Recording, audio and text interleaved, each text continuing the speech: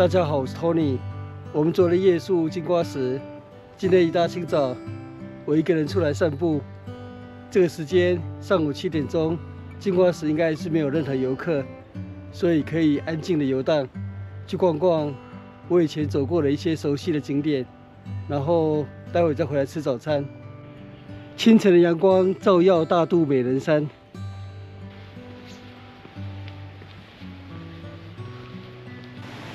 黃金館，這是著名的本山五坑。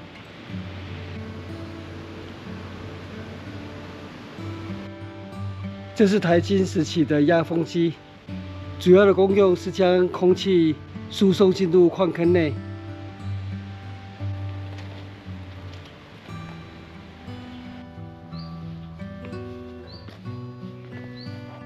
清晨造訪金瓜石，仿佛又回到20幾年前初次造訪金瓜石那時候的氛圍，就是冷清寂寥。因為現在這個時間，店家都還沒有營業，展覽館也還沒有開放，所以當然不會有遊客。金水賣店、太子賓館。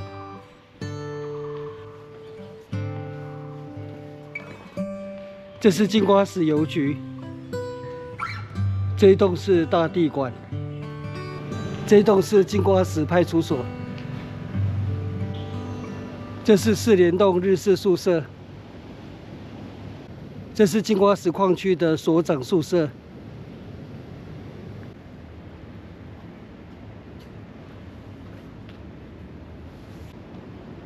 金瓜石遊客服務中心。早期是公路局的金瓜石車站，台灣省公路局。我現在往回走了，因為8點鐘是早餐時間，那待會就吃完早餐，再繼續逛金瓜石奇塘老街那邊的風景。這是民宿附的早餐，我喝咖啡。那你呢？你喝茶。用完早餐，我們現在要去逛奇塘老街了。旅行遇見貓咪，那只是怎麼了？它睡覺嗎？對啊，長毛貓。哇，你在守護你的好朋友。它是母公的。往彩虹階梯。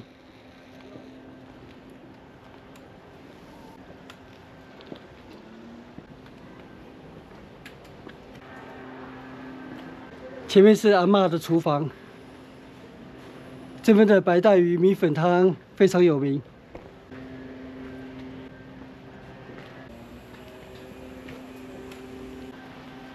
哦，古早味手工蔥油餅。彩虹階梯在這裡。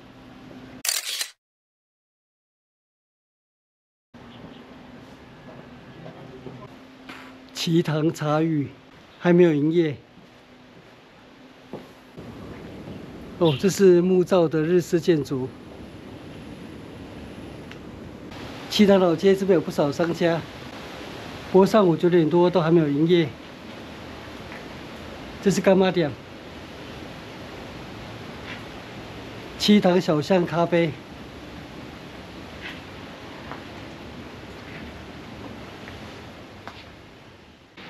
老街也是要透過觀光發展，老房子才有機會獲得重生。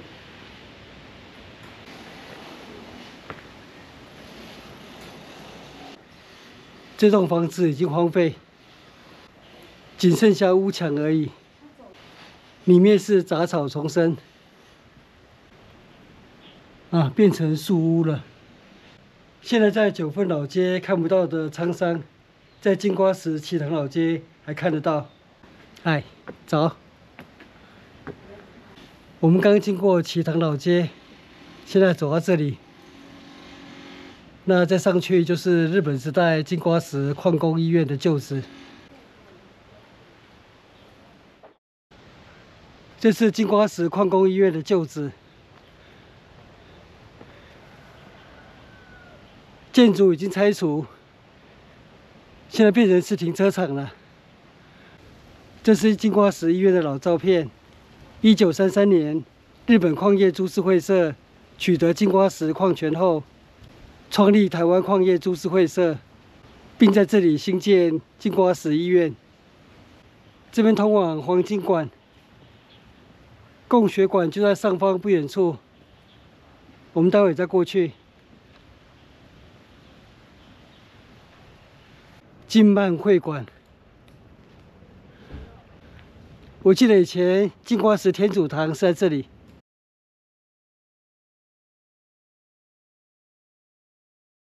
這就是以前金瓜石天主堂的舊址，現在變成金曼會館。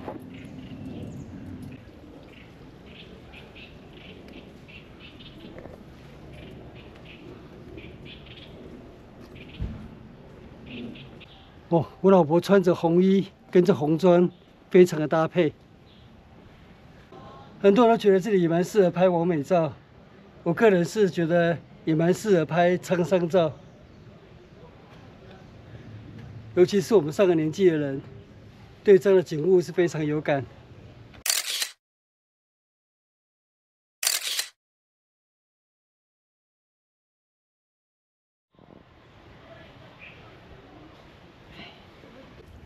這條步道現在被稱為和服步道。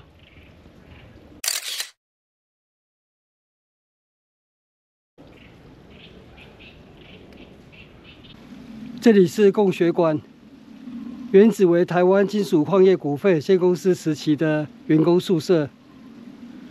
這是目前的特展，日本石見銀山特展。石見銀山為江戶時期16世紀日本最大的銀山，當時日本白銀產量佔全世界的1/3。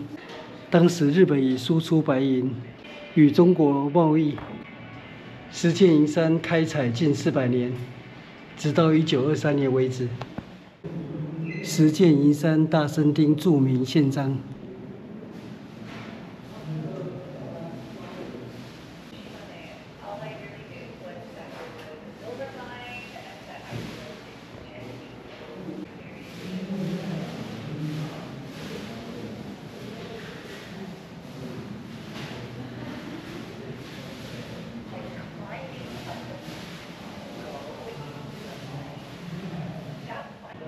日本石见银山世界遺產中心與新北市立黃金博物館締結姐妹館紀念。離開供血館，我們繼續往上走。這都是 TR 磚，日本時代台灣煉瓦株式會社的產品。金城武來此拍攝太平輪取景。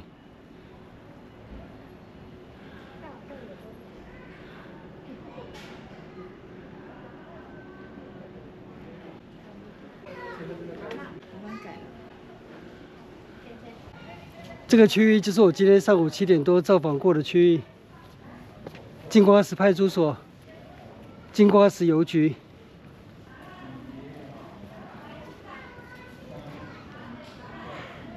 大地館、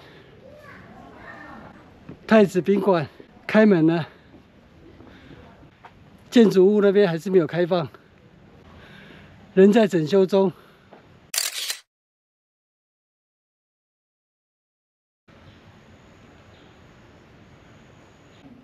金水茶坊旁邊這條步道叫做深入絕境，不是陷入絕境，是深入絕境。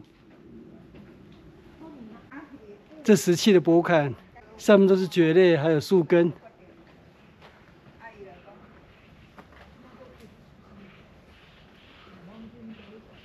這裡也有金水茶坊的入口。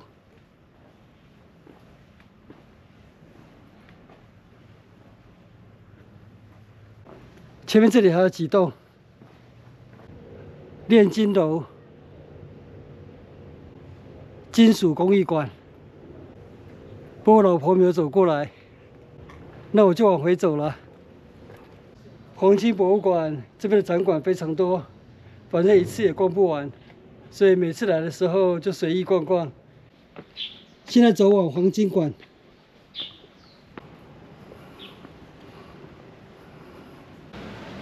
我們回到本山五坑了。